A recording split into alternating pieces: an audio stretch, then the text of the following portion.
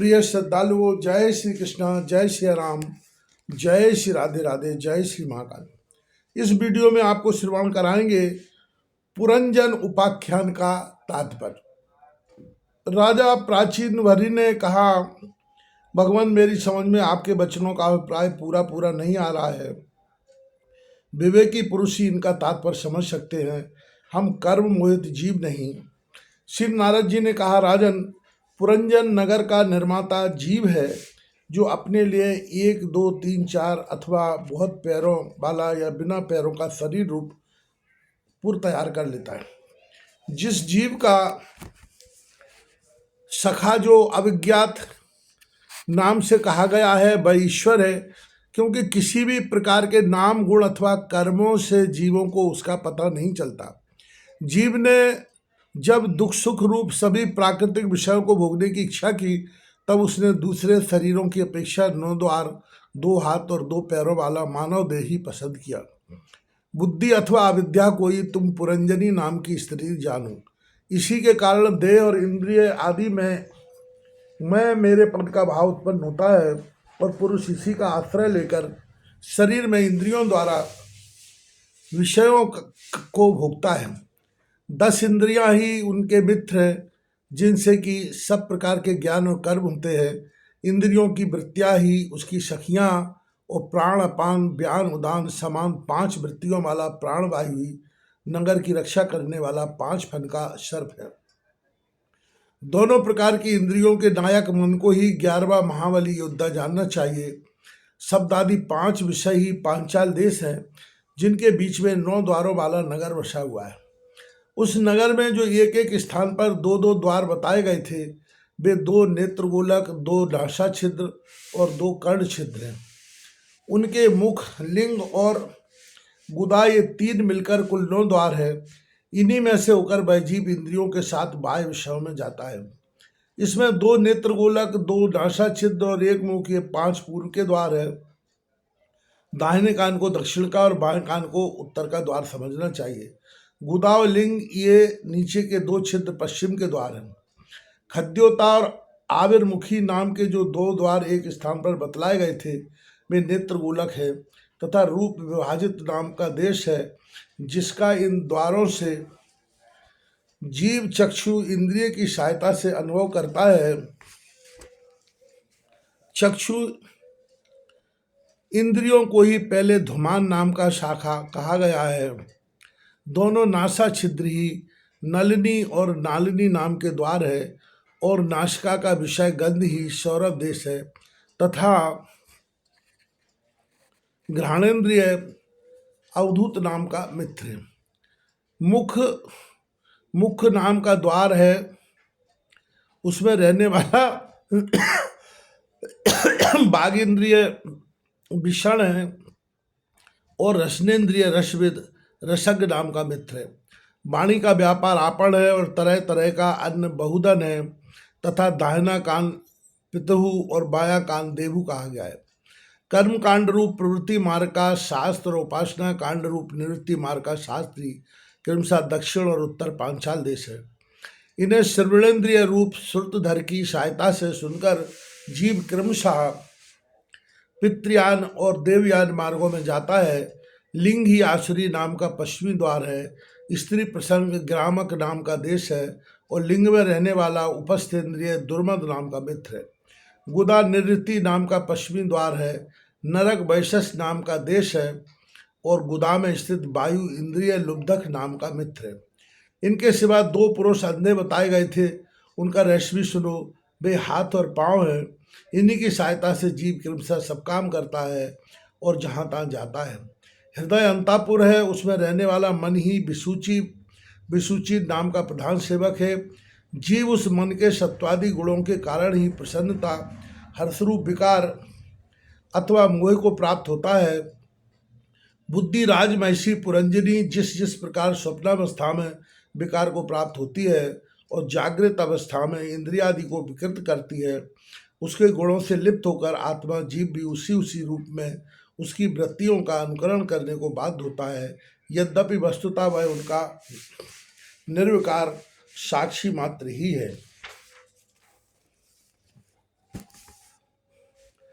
शरीर ही रथ है,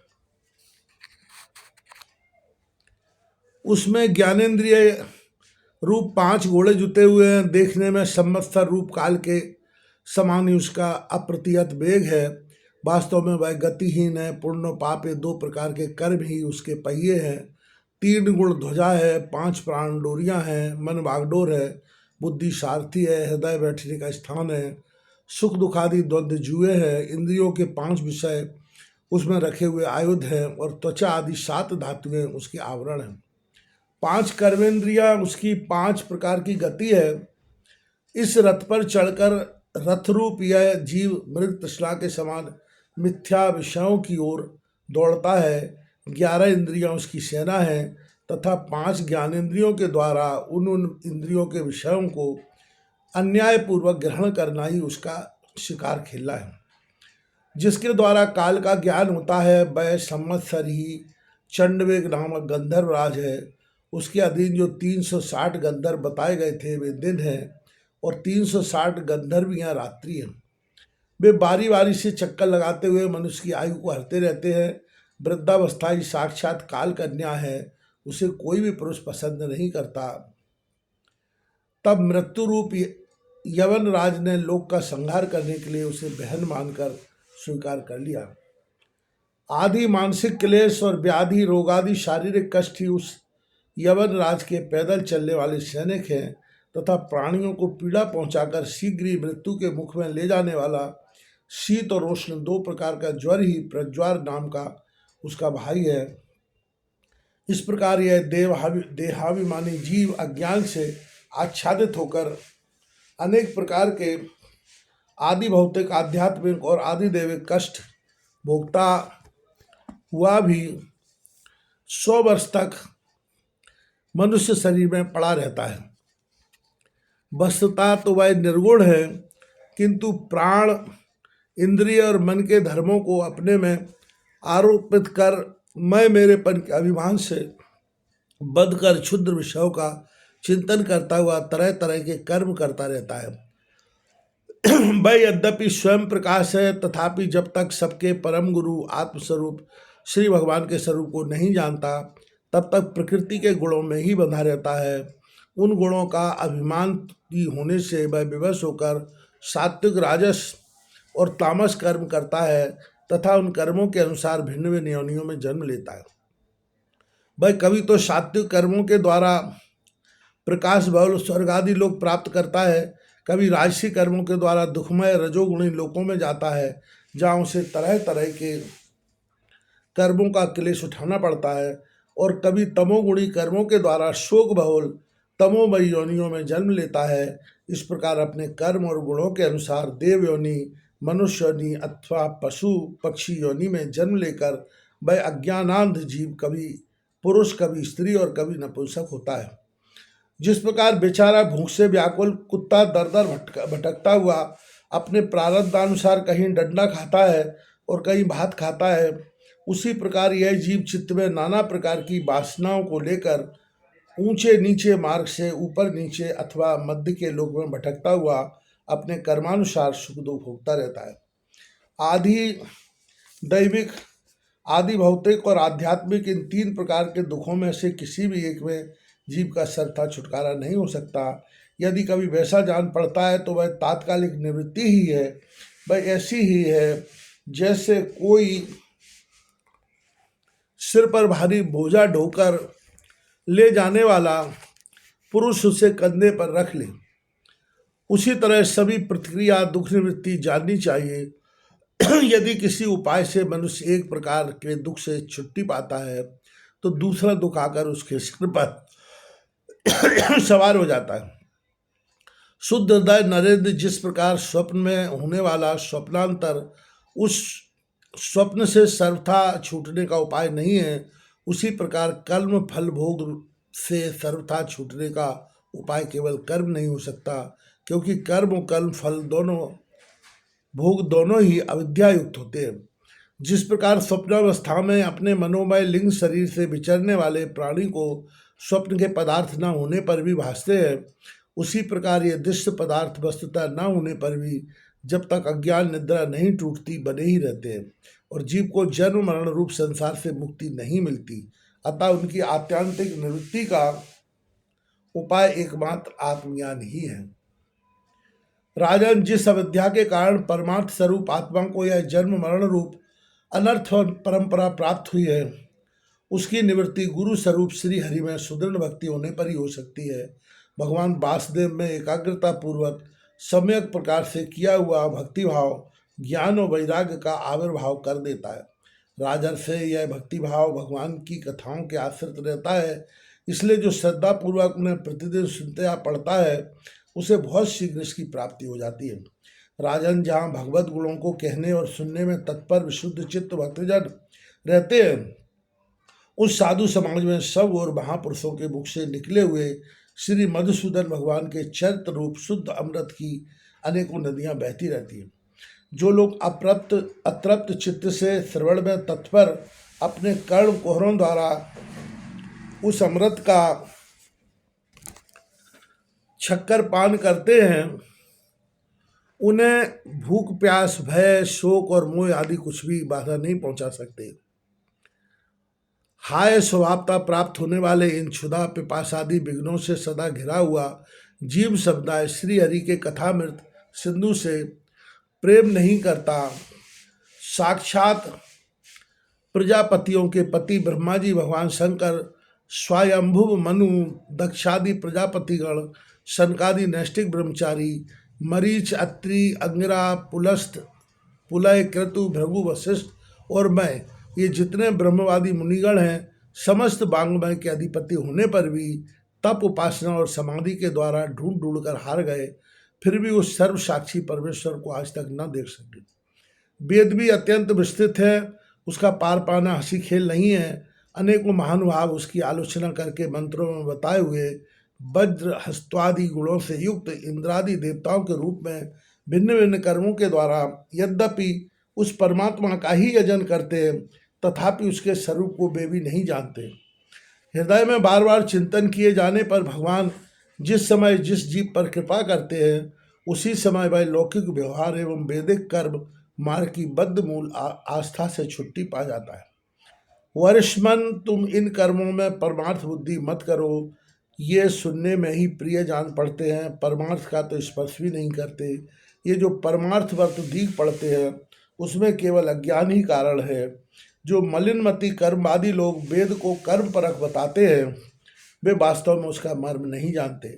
इसका कारण यही है कि वे अपने स्वरूप भूत लोक आत्म तत्व को नहीं जानते, जहाँ साक्षात श्री जनार्दन भगवान विराजमान है। पूर्व की ओर अग्रभाग वाले कुशाओं से संपूर्ण भूमंडल को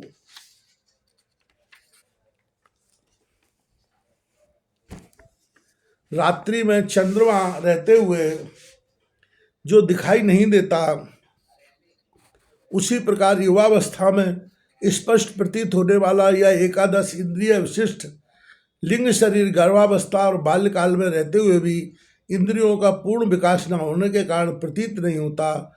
जिस प्रकार स्वप्न में किसी वस्तु का अस्तित्व न होने पर भी जागे बिना स्वप्न जनित अनर्थ की निवृत्ति नहीं होती, उसी प्रकार सांसारिक वस्तुएं यद्यपि असत है तो भी अविद्यावश जीव उनका चिंतन करता रहता है, इसलिए उसका जन्म मरण रूप संसार से छुटकारा नहीं हो पाता। इस प्रकार पंच तन्मात्राओं से बना हुआ तथा 16 तत्वों के रूप में विकसित यह त्रिगुणमय संघाती लिंग शरीर है। यही चेतना शक्ति से युक्त होकर जीव कहा जाता है। इसी के द्वारा पुरुष भिन्न भिन्न देहों को ग्रहण करता और त्यागता है तथा इसी से उसे हर्ष शोक भय दुख और सुख आदि का अनुभव होता है। जिस प्रकार जोंक जब तक दूसरे तृण को नहीं पकड़ लेती तब तक पहले को नहीं छोड़ती, उसी प्रकार जीव मरण काल उपस्थित होने पर भी जब तक देहारंभक कर्मों को समाप्त होने पर दूसरा शरीर प्राप्त नहीं कर लेता, तब तक पहले शरीर के अभिमान को नहीं छोड़ता। राजन, यह मना शरीर लिंग शरीर ही जीव के जन्मादि का कारण है। जीव जब इंद्रिय जनित भोगों का चिंतन करते हुए बार बार उन्हीं के लिए कर्म करता है, तब उन कर्मों के होते रहने से अविद्यावश वह देहादि के कर्मों में बंध जाता है। अतएव उस कर्म बंधन से छुटकारा पाने के लिए संपूर्ण विश्व को भगवत रूप देखते हुए सब प्रकार हरि का भजन करो। उन्हीं से इस विश्व की उत्पत्ति और स्थिति होती है तथा उन्हीं में लय होता है। श्री मैत्रेय जी कहते हैं, विदुर जी, भक्त श्रेष्ठ श्री नारद जी ने राजा प्राचीन वरी को जीव और ईश्वर के स्वरूप का दिग्दर्शन कराया। फिर वे उनसे विदा लेकर सिद्धलोक को चले गए। तब राजर्षि प्राचीन वरी भी प्रजा पालन का भार अपने पुत्रों को सौंपकर तपस्या करने के लिए कपिलाश्रम को चले गए। वहां उन वीरवर से समस्त विषयों की आसक्ति छोड़ एकाग्र मन से भक्तिपूर्वक श्री हरि के चरण कमलों का चिंतन करते हुए शारूप पद प्राप्त किया। निष्पाप विदुर जी, देवर्षि नारद के परोक्ष रूप से कहे हुए इस आत्मज्ञान को जो पुरुष सुनेगा या सुनाएगा वह शीघ्र ही लिंग देह के बंधन से छूट जाएगा। देवर्षि नारद के मुख से निकला हुआ यह आत्मज्ञान भगवान मुकुंद के यश से संबद्ध होने के कारण त्रिलोकी को पवित्र करने वाला, अंतःकरण का शोधक तथा परमानंद पद को प्रकाशित करने वाला है। जो पुरुष इसकी कथा सुनेगा वह समस्त बंधनों से मुक्त हो जाएगा और फिर उसे संसार चक्र में नहीं भटकना पड़ेगा। विदुर जी, गृहस्थाश्रमी पुरंजन के रूप से परोक्ष रूप में कहा हुआ यह अद्भुत आत्मज्ञान मैंने गुरु जी की कृपा से प्राप्त किया था।